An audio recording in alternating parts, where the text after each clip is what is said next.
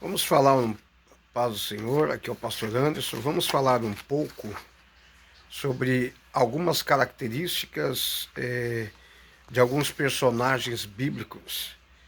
No caso de Davi, Davi era sanguíneo. O que é ser sanguíneo? É ser mais aquela pessoa mais maleável, aquela pessoa que não considera muitas coisas, aquela pessoa que tem a capacidade de relevar e perdoar as coisas mais facilmente, deixar no esquecimento alguma afronta, alguma coisa que fazem para ele e, e prosseguir. O sanguíneo tem a tendência mais a prosseguir, de viver o momento. Ele vive o momento, ele não é muito preocupado com as coisas, com o que pensam, deixa de pensar sobre ele. O sanguíneo, ele é o temperamento mais leve. Aí vem Paulo, né? E o sanguíneo que eu falei, Davi. Agora Paulo é colérico. Paulo era colérico. Colérico é o pensamento, o temperamento mais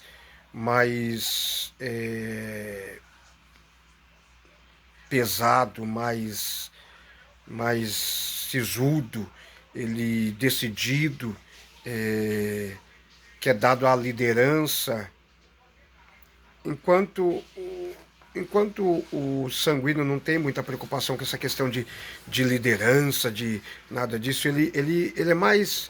O sanguíneo ele gosta de viver mais a vida, né? Ele vive a vida, o momento, a situação e não se apega muito a detalhes, o sanguíneo. Agora, o colérico não. O colérico ele é mais da liderança, ele é mais. eh, ele quer estar sempre certo, ele nunca gosta de ser questionado, a palavra dele tem que ser a última. O colérico, ele. Por que ele tem essa tendência a ser líder? Porque ele é sempre pronto a agir, a tomar decisões, ele tem uma natureza muito forte, de se impor, ele não gosta de ser questionado, ele não gosta de que duvide da palavra dele. eh, então, o colérico é esse é o Paulo, o apóstolo Paulo, né?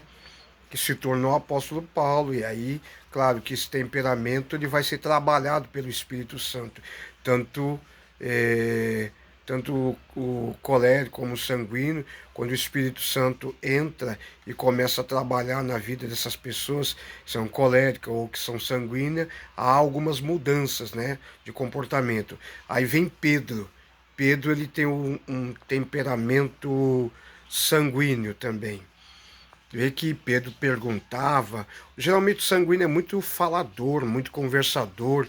Pedro era muito indagador, ele questionava, indagava, perguntava, entrava sempre nas situações em que Jesus estava ali dialogando, ele sempre interrogava, sempre queria saber. É, tinha aquela. Era muito disposto a agir, era dado muito à ação, né? O sanguíneo ele é dado à ação. E Pedro, ele é assim. Agora tem João. João já era mais. O apóstolo João se tornou apóstolo João, é melancólico. Melancólico, mais retulativo. O melancólico é mais retulativo, mais reservado, mais fechado, mais pensador, analítico.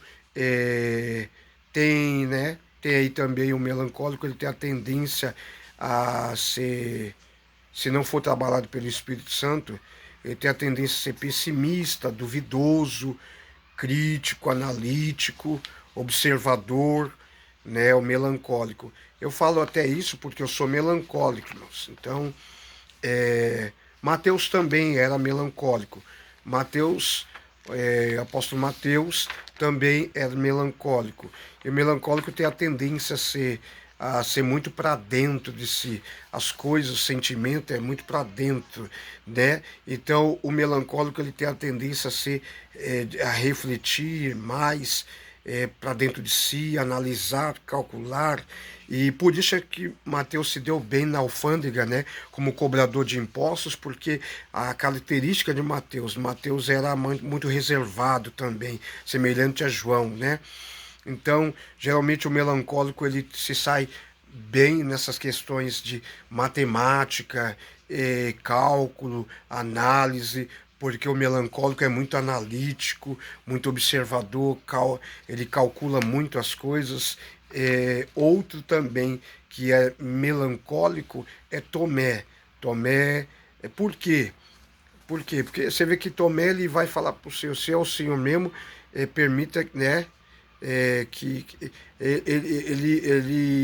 o Senhor, quer dizer, o Senhor permite que toque, né, quando ele duvida que ele toque na chaga dele, nas feridas dele, para que ele entendesse que era ele mesmo, Tomé. É, porque o melancólico, ele, se não trabalhar, se o Espírito Santo não trabalhar na natureza dele, ele tem a tendência a ser pessimista. O que é pessimista? É a pessoa duvidosa, que fica meio arisco, meio desconfiado as coisas. Então, esse tipo de personalidade, temperamento, melhor dizendo, ele precisa muito da ação do Espírito Santo nele para fazer com que ele se desenvolva, né? Apesar que os outros também. Mas diz na história que muitos outros